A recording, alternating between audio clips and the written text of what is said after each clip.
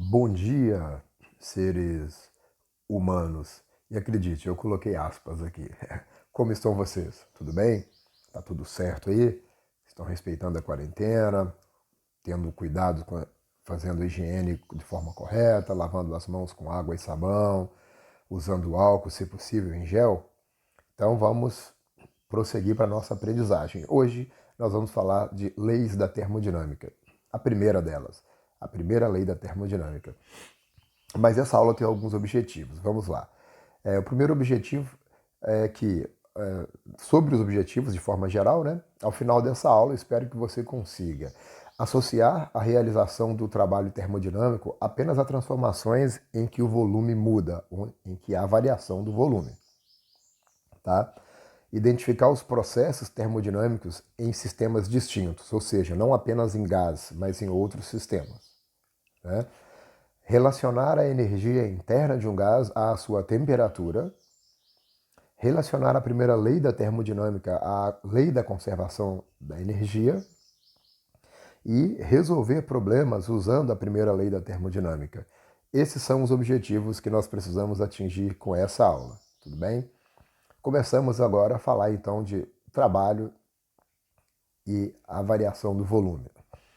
Como a gente já viu nos exercícios resolvidos, como mostra esse gráfico aqui, para que haja realização de trabalho é necessário que haja variação do volume.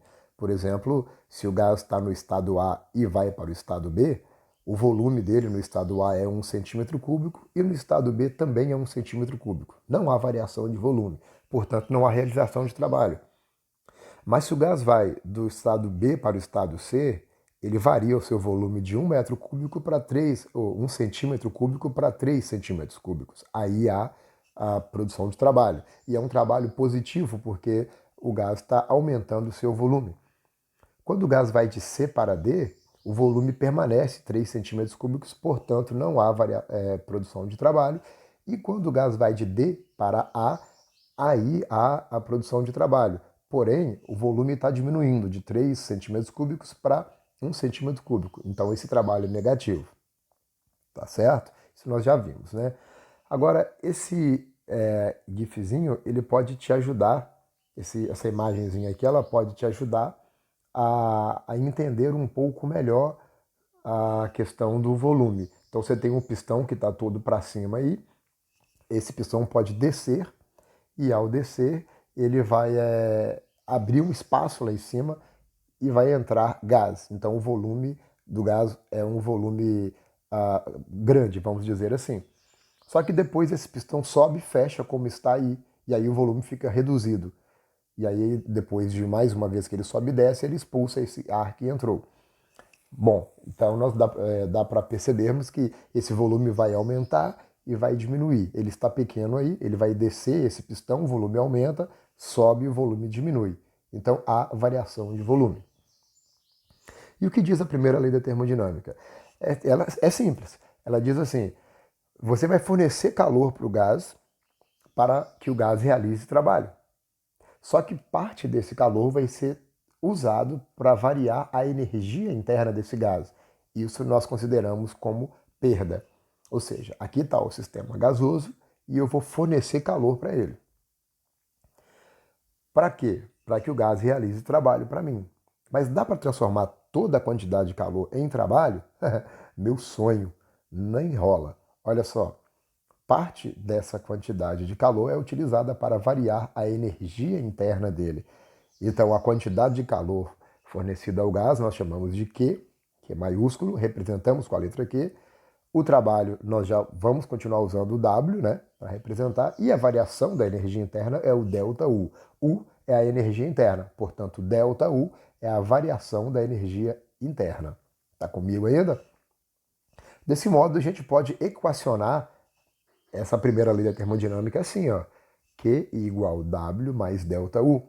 Ou seja, a quantidade de calor que eu forneço é igual ao trabalho produzido pelo gás mais a variação da energia interna. Tudo bem? Como é que eu posso ver isso em outros sistemas? Vamos pegar um sistema aqui, depois você pode pensar em outros, mas uma lâmpada, aquela lâmpada incandescente de preferência, aquela que esquenta pra caramba, aquela amarelinha, o que que eu estou fornecendo para ela? Eu estou fornecendo a energia elétrica. Energia elétrica é o que eu quero fornecer para ela. E o que que ela vai produzir para mim? Ela vai produzir luz. Ó, eu estou fornecendo energia elétrica para que ela produza energia luminosa. Mas a que preço? Ela vai perder parte dessa energia elétrica, ou na verdade ela vai usar parte dessa energia elétrica para produzir energia térmica. Nós vamos considerar essa energia térmica como perda, porque nós queremos energia luminosa, certo? Então, é como se a energia elétrica fosse o Q no sistema gasoso, a energia luminosa o W, que é o trabalho, e a energia térmica o ΔU, que é a variação da energia interna. Tudo bem? Um sistema pode render mais do que o outro. Então, o que é o rendimento? O rendimento é basicamente o seguinte: quanto por cento daquela energia total está sendo aproveitada? Isso é o rendimento. Como é que eu obtenho ele? É a razão entre o que eu quero e o que eu invisto, dividido, né? O que eu quero pelo que eu estou gastando para ter aquilo. O rendimento, representado pela letra grega eta, é o que eu quero dividido pelo que eu invisto. Bem, no caso da lâmpada, eu quero energia luminosa. E eu estou investindo o que para obter energia luminosa? Energia elétrica. E no caso do gás, eu quero trabalho, está lá em cima. E eu estou investindo o quê? Quantidade de calor. Tudo bem? Então, lembrando, rendimento é o trabalho sobre o calor para o gás. Utilizando as expressões que nós temos as representações, né? Trabalho dividido por calor, W sobre Q. E aparece um vezes 100%. Para que esse vezes 100%? É para obter o valor do rendimento em percentual. Lembra que eu disse que o rendimento é quanto por cento da energia total que está sendo aproveitada? Pois é. Bom, como o trabalho é igual quantidade de calor menos variação da energia interna, eu posso vir aqui embaixo e substituir no lugar do W. E fica assim, ó. W sobre Q. Só que eu escrevi o W dessa maneira, utilizando a equação da primeira lei da termodinâmica. E dá para desmembrar essa expressão. Fica Q sobre Q menos ΔU sobre Q. Q sobre Q é 1. Então, essa também é uma maneira de escrever o rendimento. Também não é outra fórmula, nós apenas manipulamos a fórmula anterior. Então, é só uma maneira diferente de escrever. Tudo certo até aqui? Vamos a um exemplo? Um sistema gasoso recebe 800 joules de calor por uma fonte térmica e tem sua energia interna aumentada em 600 joules. Determine o trabalho realizado pelo gás e o rendimento desse sistema. Então, os dados são a quantidade de calor recebida pelo sistema gasoso é de 800 joules, a variação da energia interna foi de 600 joules. Quanto vale o trabalho? Nós já sabemos que quantidade de calor é igual ao trabalho mais variação da energia interna, logo, o trabalho é igual quantidade de calor menos variação da energia interna, ok? Substituindo os valores, o trabalho é igual a 800 joules menos 600 joules, o que nos dá o resultado de 200 joules. Então, o trabalho vale 200 joules. E o rendimento? O rendimento é trabalho sobre quantidade de calor. Olha o 100% aí.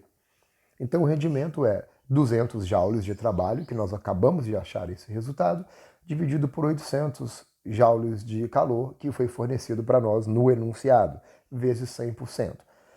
Corta 2 zeros, né? Vai ficar 2 sobre 8, que é a mesma coisa que 1 sobre 4, que é a mesma coisa que 0,25, e aí vezes 100%.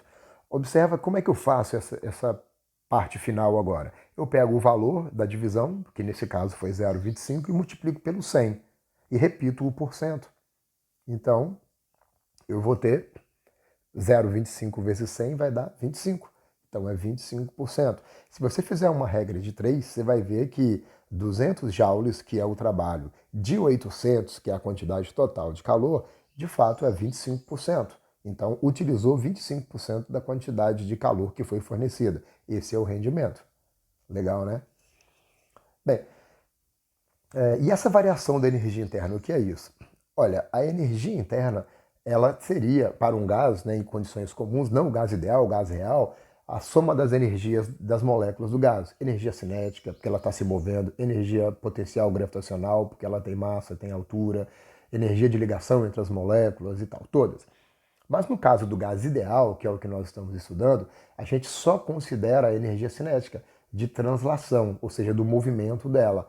A gente não considera a energia cinética de rotação, porque é como se a partícula fosse uma esferinha muito pequena, que praticamente nem tem raio, então não tem energia cinética de rotação. Desconsidera a energia gravitacional, porque a massa dela é ínfima, é muito pequena.